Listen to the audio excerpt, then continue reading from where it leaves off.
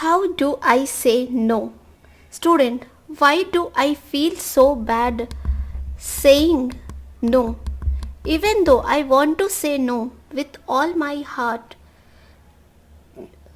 two times of my heart makes me feel bad about saying it. Teacher, why do you think it happens? Student, I don't know. I just feel scared. Teacher, let me say something without fully understanding and appreciating the context. You are worried to say no because you care what people may think of you. The reality is, a lot of us are raised in an environment where saying yes is a reflection of capability and saying no is a reflection of lack of intent. Student, that is so true.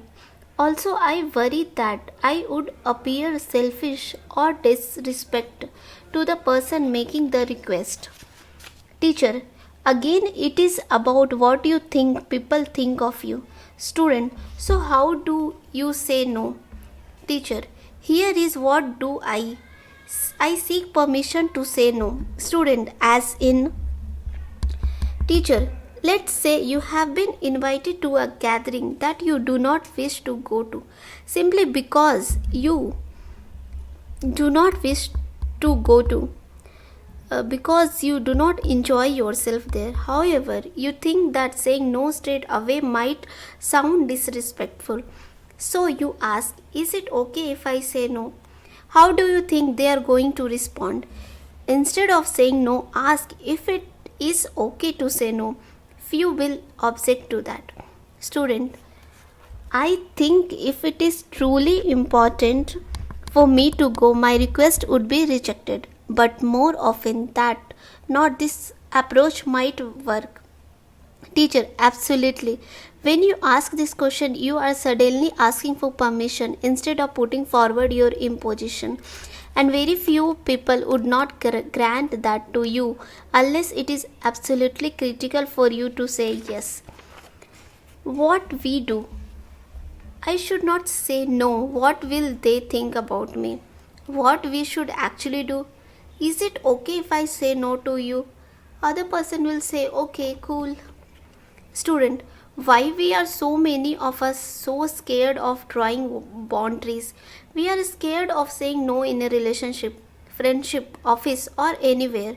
How can I change that notion within myself so that I do not feel guilty? Teacher, there are two parts to this. One is standing up for yourself, and to feel, second one, feeling guilty about it.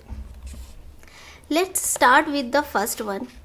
Standing part for yourself. My question to you is, if something is important to you, why can you not give it the importance it deserves? Why are you so conditioned into thinking that you cannot ask for your space? When was someone else's space important but not yours? Student, I don't know, but all I know is that standing for what is important for me first feels very alien. Teacher, it's okay to put yourself first. It's absolutely okay to love yourself first because nothing flows out of an empty cup.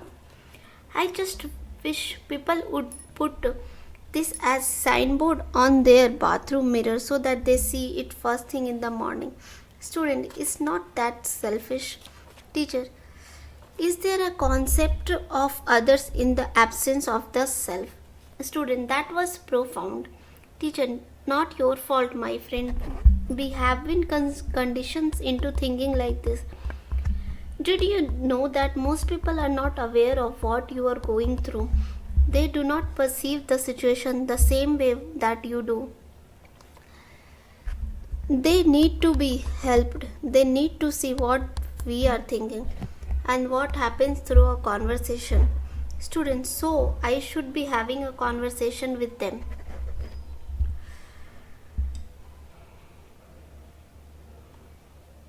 Letting them know the reason for saying no. Teacher, exactly. Do not expect them to understand. Explain yourself. Student, so if I do not want to go to a party with friends, you are saying I can say no while still being respectful to them. Teacher, why do you not want to go with them? Student, I am tired, and if I go, I will only bring down the energy of the group. It is not that I do not love them or their company, but today is just a hard day for me. Teacher, who is stopping you from saying this to your friend? Student, they might just say, I have changed. It might feels like a rejection to them. Teacher, if you say no without having a conversation, it might feel like a rejection. However, you need to share what you truly feel with them. I have been feeling very tired. I have not been feeling like myself. I know if I come along, I will not enjoy it and I may end up spoiling everyone else's mood as well. So, is it okay if I say no? If they are right friends, they will understand. However, if you are not understood, I would argue that they might not be worth for you, and you are far better off not having friends than having those who want you not to be in yourself in a conversation. Student, this makes it so clear. So go ahead and ask. Have the conversation. And in saying no, there is no shame. Who knows, it might just help me uncover my true relationship. Teacher is smiling. The teacher has appeared.